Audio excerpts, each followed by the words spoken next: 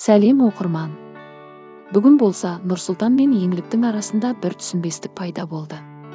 Негізі Нұрсұлтан мен үміткерінің арасында таныстық болып жатырған еді. Еңлік тұрып өз әңгімесін бастап кеткен болатын. Нұрсұлтан деді: "Сіз өз даналығыңызды көрсетіп сөйлейсіз ғой эфирде, ал эфир сыртында неге маған сурет жібересіз?" деді. Астарына қарағанда ол сурет бір ұят болғандай. Нұрсұлтанның есінде жоқ, мүмкін сол кезде ащы суға тойып алған ба. Ол жағдай болса 3 апта бұрын болған екен. Ал Еңлік оны қазір ғана қозғап отырды. Оған Нұрсұлтан болса наразы болды. "Неге?" деді, "сол кезде айтпадың. Менімен күліп ойнап жүрдің ғой. Енді қазір неге шығарып отырсың?" дегендей болды. Оған үміткері де Нұрсұлтанды жақтап қорған болатын. Ол суретті Еңлік сақтап қойған екен, бірақ оны соңында ашып көрсетпеді. Жалпы Еңлік ол суретті басында түсінбепті. Ол не деп Нұрсұлтаннан сұрағанда бір сөзді айтыпты. Желіге салып мағынасын оқыса, тіпті ұятсыз нәрсе екен. Не үшін олай істеді Нұрсұлтан? Айбекпен жақсы қарым-қатынаста Еңлікті де өз қарындастай көретін, ол түсініксіз болды.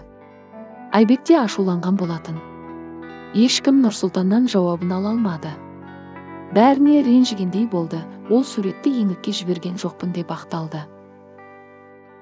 Басқа адамға кету керек еді бұл сурет деген. Көзіне жас келгендей болды да, "Мен қызымды таптым" деп жобадан шығып кеткен болатын. Артына қарамай, Бауыржан мырзаны да тыңдамай. Үміткерінің қолын ұстап бірге студиядан шығып кетті. Ендігі эфирге қайта орала ма, әлде сол мол кеткенмен жобадан? Ал Еңлік болса желіде өз ойын жазды. "Еш нәрсенің байыбына бармай жатып маған жазудың қажеті жоқ. Үйде декретте жатып алып аузына келгенді жазбай. Балаларына ие болып отсандар жақсы болар еді. Менің өміріме араласпай-ақ қойындар, кім алады, кімнің соры, кімнің бағы боламын. Бір Аллаға аян. Менің түсінігімде негативті тек бақытсыз, өз өміріне ренжулі, біреудің өмірін ғана қызықтап қалған адам жазады. Шынында өз ісі бар, өз өмірінде барлығы жақсы адам басқада шаруасы болмайды" деді. Пікірлеріңізді оқып көрейін. Көрініп тұр ғой Нұрсұлтан көйініп отырғаны. Ал Еңлік міз бақпай дегеніне жетті. Индираны қуды, Нұрсұлтанның түбіне жетті. Адам өзі кейде ватспақ бірдеңені бір танысқа салдым деп біреуге басылып кетеді ғой. Бұл жерде мүмкін бірге жүргесін әзілдеп бірдеңені ағасына жібердім деп. Еңлікті басып қалуы ғажап емес. Одан соң ақ көңіл аңқау Нұрстың тіпті ісі болмаған.